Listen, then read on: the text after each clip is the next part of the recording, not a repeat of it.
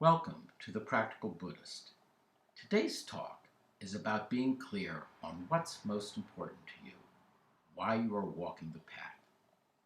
This may sound like a duh question, but without that clarity, you will make little progress. You certainly know from your own experience that walking the path, saying no to the ego mind, being free of its control, is a real challenge. A large part of the reason why it is such a challenge is that we are not clear on what's most important to us. Or if we are clear, we don't have the requisite commitment or intent. A friend of mine used to say that when people walk through the doors of the temple for the first time, it's because they want to end their suffering. They want to find peace and happiness. If that is why you are walking the path, or trying to, then you must be clear on one thing above all else. And that is, what is most important to you? Is being at peace and happy what is most important to you? More than any of the enticements or urgings of our culture or your ego mind? It is highly likely that your initial answer will not be yes, but instead you will say that something else, security, money, a lover, is most important to you. Then ask yourself why that is important. And with each succeeding answer, go deeper and ask why.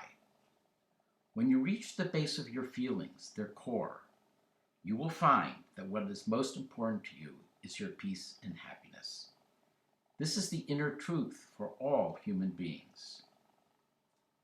Once you have reached this inner truth, the path is clear.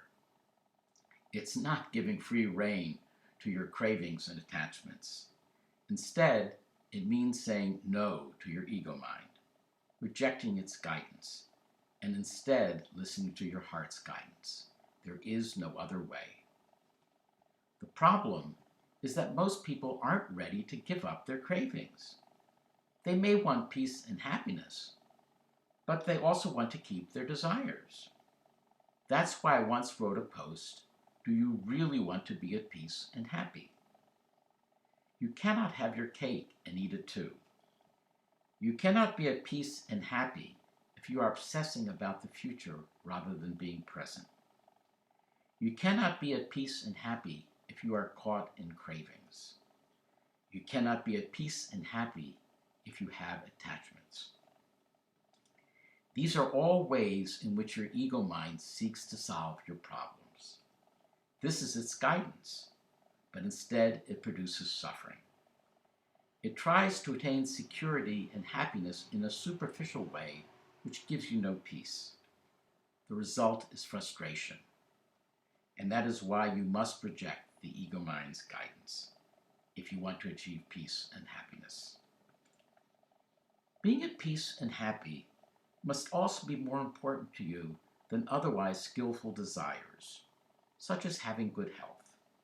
For example, if that is the case, even if your health fails, you will be at peace and happy, with faith that you will be okay, meaning be at peace and happy, regardless what life throws your way.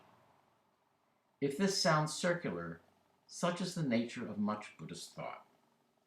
If not, if you obsess about your health, you will be in mental and physical anguish when your health fails, because you have not approached it with equanimity, and the desire will turn unskillful. While it may seem obvious, it's also important to say that the same holds true for emotions, like anger and bitterness, that we nurture and are attached to. In a perverse way, they feel good, even though they cause us suffering. We must always be aware that it is the reaction of our ego mind to our experiences, not the acts themselves, that cause us suffering. This is true even of the grossest evil.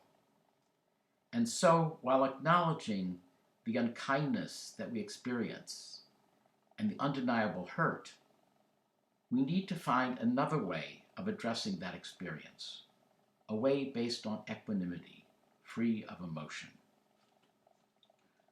Only if we never forget that what's most important to us is our peace and happiness, will we have the strength in all cases to reject the guidance of our ego mind and instead return home to our heart and be at peace and happy regardless what life throws our way.